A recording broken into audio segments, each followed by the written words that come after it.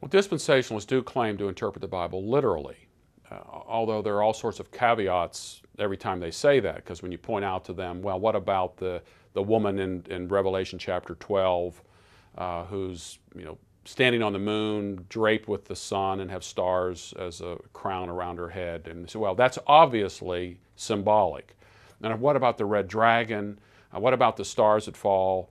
And so there are just numerous ways in which they try to get away from that plain literal interpretation. I think anytime we approach the Bible, we should approach the Bible, let's try to determine what it actually says in its context. Let's stick to the text as best we can. But the method that Scripture lays out for us is interpreting Scripture with Scripture.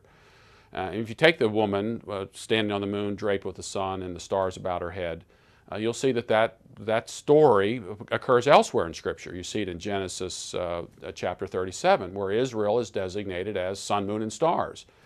Joseph has the dream with the sun and the moon and 11 stars bowing down. And what's interesting is that when you approach a dispensationalist and look at their commentaries, they will acknowledge that there is a relationship between those two events.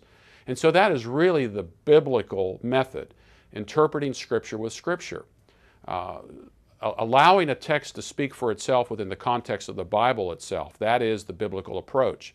Now, the dispensationalist, on the other hand, says they interpret the Bible literally, but every time you bring up issues like this, they have to acknowledge, well, you're right, there is this relationship between the two, there is a symbolic understanding of these particular passages. And so the best method is to interpret Scripture with Scripture. That is, in fact, the literal method. I think a good example to demonstrate how a dispensationalist claims to interpret the Bible literally, and when they come across a particular text that doesn't fit their system, how they try to get around it. And I think a good example is the way that the Olivet Discourse uses the phrase "this generation."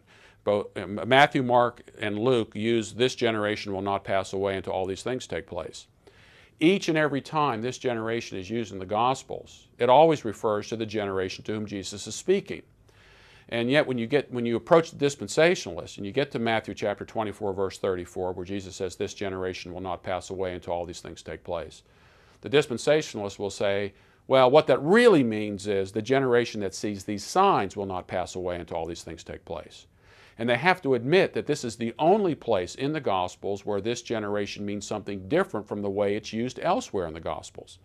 That isn't the biblical approach. How is Jesus using that phrase throughout the Gospels? And each and every time Jesus uses that phrase in that way, he always refers to the generation to whom he is speaking. So I think there's a perfect example of how the dispensationalist, who says he interprets the Bible literally, when confronted with a text that doesn't fit the system, he has to add something to the text in order to make it fit his system.